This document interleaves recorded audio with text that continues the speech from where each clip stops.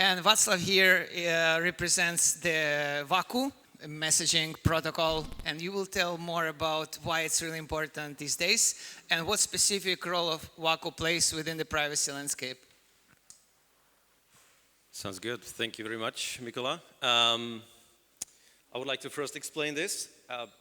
Vacu has not given me any t-shirt yet, so I had to fix it. It's a 3D printed Vacu logo. I love it. Anyway, my talk is about that you have nothing to hide and that it's okay to share everything with the world. We've already heard in previous presentations that that's the way to go and that hiding stuff from your government or anyone else is wrong. No, obviously I'm just kidding. We have heard that privacy is your right and you should be able to do anything in private, and we have heard about how you feel safe at home and how cyberspace does not really help us with that.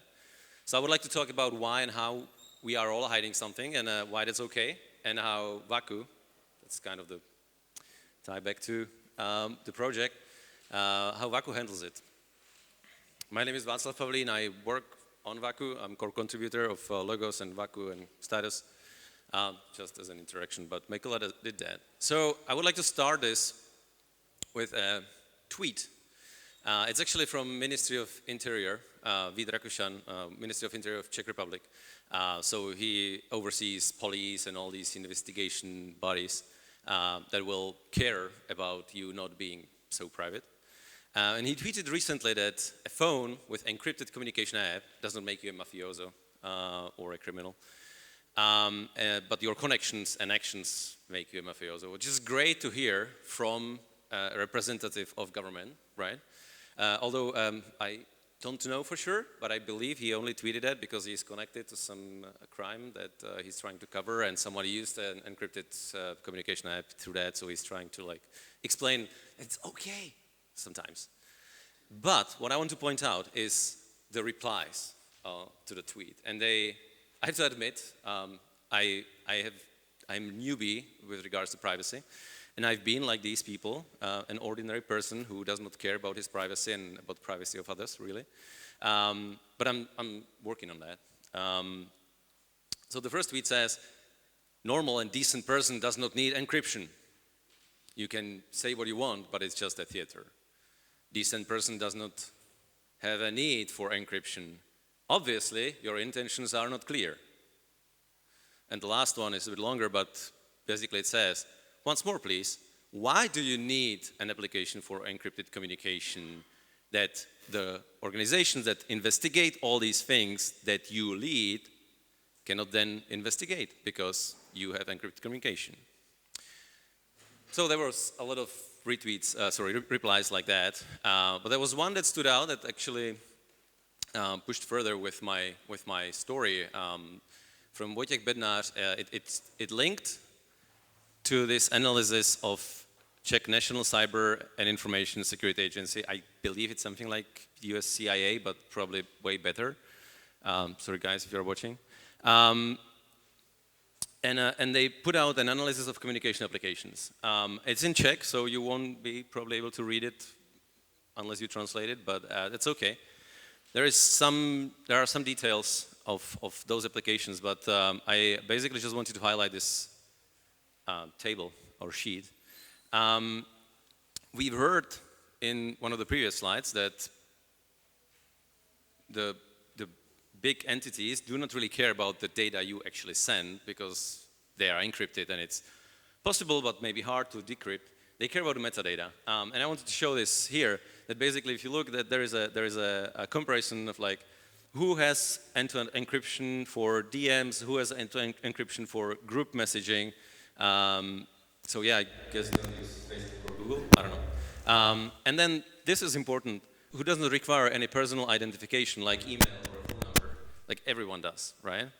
So there's a problem with communication these days, and this is chat applications, but it generally works the same way for anything else where you send some information, and we've heard from Hopper how they are solving it, that you are leaking your private personal information whenever you communicate, regardless of whether it's chat application or whether it's calling some APIs or calling something else, sending emails, right? So we all have something to hide. Like me, like I'm hiding from my loved one, which is my wife, who's my wife. She's here with me in Rome, and she has a birthday in 2 days, and I am hiding that I haven't planned anything for her. We are hiding from our enemies. So the enemy can be your competitor in the business and you're hiding your trade secrets, or it can be an actual enemy where, like, if you leak your secrets, they will kill you, right? And we are hiding from our governments, which can be good or bad or for reasonable reasons or not, I don't really care, but there are governments which will prosecute you for nothing, basically, just because you are you. And it's perfectly okay that we hide something. We just need to make sure, we here need to make sure that people can hide things securely and without having to reveal them if they don't want to. But there is the other case, the other side of the story. We are the good guys, hopefully, but there are the bad guys, they, whatever that means, and they are trying to prevent it, right? They're trying to make us less private. And this is, for example, linked to a regulation put out by EU. They are still, it's not in place, but they are pushing it hard.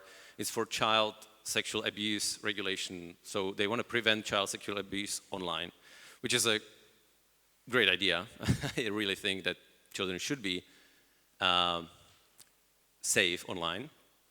But the thing is, EU wants to surveil internet to protect children. So they want to see our communication and all the, like, everything that's encrypted now, what you're sending, what your chats are, to protect children. Great. But then everybody who is an expert in this, so protecting children and internet, says it won't work. So obviously, if you are sending some malicious pictures of child sexual abuse, they may not be able to decrypt it unless they are CIA, right? So, like, if you encrypt it on your local machine that they can't get their hands on, then they won't be able to see it on the servers. So it won't work from the technical perspective, and this is just one example. But then also it won't work from the, apparently, it won't work from the perspective of protection, because it's dangerous for children. If they can't be anonymous and private online, if there is some chance of discrimination in real life, the online cyberspace is maybe the only escape that they have, because they can be private and anonymous there. And everyone is trying to kind of voice their opinion against this, but EU still pushes the law. In other words, that sounds to me that they are trying to convey that privacy is dangerous from children's age up. Interestingly enough, my friend just shared this, there is a UK bill that basically says is trying to push the same, and the response in UK from all the experts is generally the same. So there is probably something wrong with these bills and the regulations. I'm not a legal expert, so I can't really comment on that, but there is something weird happening.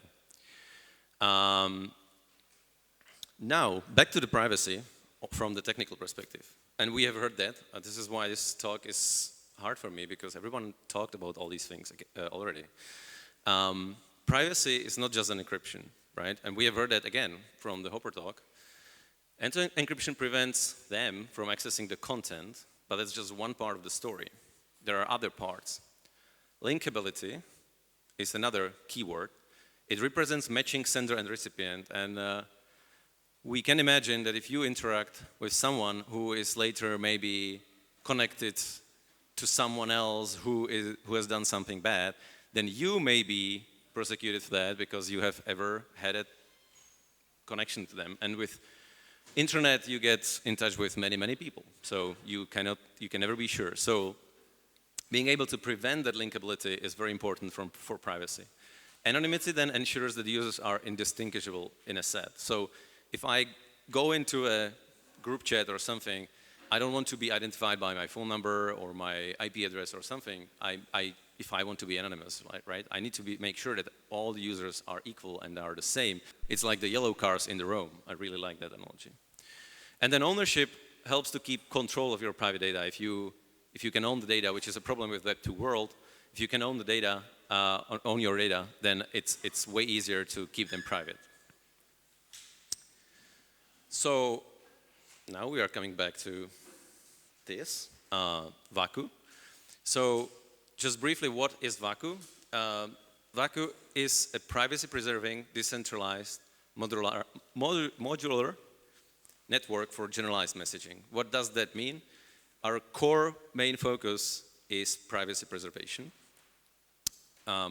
Is decentralized, is built on top of peer-to-peer and uses all the fancy protocols that peer-to-peer and add-ons offer.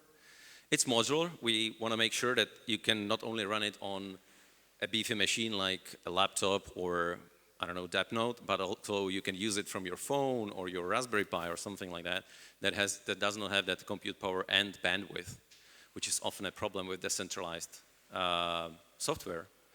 And then it's for generalized messaging. So I've been talking about chat applications a lot, and that always comes up as a great use case for Vacu, like, hey, let's build a chat. So there is one project that is using Vacu under the hood called Status. They're also paying us. Who uses Vacu as a underlying infra layer for their chat application. But it's not just that. You want to be, it is for generalized messaging. So Railgun is using Vacu for their relayers. XMTP, which is another chat application, but it's using Vacu under the hood. And then the Graph is using Vacu somewhere in their stack, and I always forget where. I think there is like validators of their decentralized indexing network which synchronize over Vacu, but I don't want to lie about that. If there is someone from Graph here, maybe they can explain. So from Vacu and privacy perspective, I have this disclaimer here. We are talking about base layer, Vacu. That's what I'm talking about. It's the base layer. It's like the layer 0. I'm stealing from the Hopper talk. You still need to be very careful about which application you use, even if it's built on top of Vacu, because the application can leak a lot of information, and they can send anything over Vacu, including your email, including your phone number, and including your IP address. So like, we can't control that. So you need to be very vigilant, and I think Mikola talked about the L2 beat for privacy project and things like that, and those are the things that will help users to figure out how to use privacy-focused projects without revealing information about yourself. So Vacu is a base layer. We do not care about anything about you, but anyone up the layer can, potentially. So first of all, we talked about the end-to-end encryption, that it prevents from someone reading the content. So Vacu itself does not encrypt anything, because it's up to you to figure out if you need encryption and what kind of encryption. But it helps you. There are protocols and solutions and tools and SDKs on top of Vacu, like noise protocol, which allows you to encrypt easily and use SDKs and tools to do the encryption properly with your messages. Then linkability. So for us, we say unlinkability because we want to prevent linkability. This is the Vacu message. This is the message that is sent over Vacu from every node. There is nothing that would link you from the sender as a sender to the recipient or the other way. It's a gossip network, so you send a message and it travels through the network. It reaches all the nodes, hopefully, in the network, and then whoever understands the message and knows what to do with that will take it and do something about it. So there is payload, which is the main chunk, what you want to send. Then content topic for the filtering of messages, because you may not be interested in everything in the network. And then version, timestamp, and whether it's ephemeral are basically all optional and do not really help anyone to figure out who you are or link you anywhere. Anonymity. You need to make sure that every single message on the Vacu pub subtopic is like 2 peas in the pod. Is it not funny? Sorry. So again, similar to this, the messages are all looking the same. The only change is then the content topic and maybe the length of the payload. But they look the same, and all the users look the same because they are just basically relayers. They are sending messages, and whatever that message, whether the message is coming from them or whether that message is coming from someone else and they are just relaying it, nobody really can figure it out. There is one part of privacy that is important, because if you can spend the network, you can find some hotspots, and you can potentially exclude people, and that can be also deemed as a privacy problem. So there is a spam protection, and someone said that I should probably simplify this. I wanted to have this here, this diagram. It looks very complicated, and it is very complicated. It's based on zero knowledge proofs. There is blockchain involved, and membership contracts and things like that. So basically what it means, RLN, rate limiting modifiers, is spam protection in privacy-centric manner. So you attach a zero knowledge proof to your message, basically saying, I am part of a membership set that can send messages, and I can send messages in this rate into the network. And I'm doing that, and then if multiple people or if someone catches multiple messages above that rate, they can guess your secret, which is kind of leads to that membership contract. And if there is a stake, or if there is some identity behind that, they can either take the stake, slash it, or they can reveal your identity depending on the implementation. So here, right now, we just have that you are part of the membership set, and we can leak your secret, whatever that secret is. But in the future, there will be some financial, probably, financial stake that can be taken by someone catching you cheating the spam protection. And then the data ownership. Vacu does not own any of your data. We do not store your data because we cannot link the data to you. So there is only thing is the Vacu store protocol, which allows you to query old messages on a particular content topic. So if there is a content topic you care about and your node has been disconnected, you can query the store node, and it will give you some messages that have been sent or received between your connections. But that's all, and there is no linkability. The messages are all the same from the perspective of the receiver or the person querying. I'll definitely publish the slides. I don't know if you noticed, there are always links to some RFCs. We tend to do things in a way that we first come up with an RFC, we discuss that, we make sure that everything is kind of in order, and then we implement it. So I have provided links to various RFCs in the slides, so I'll publish the slides after the talk. Well, that's it.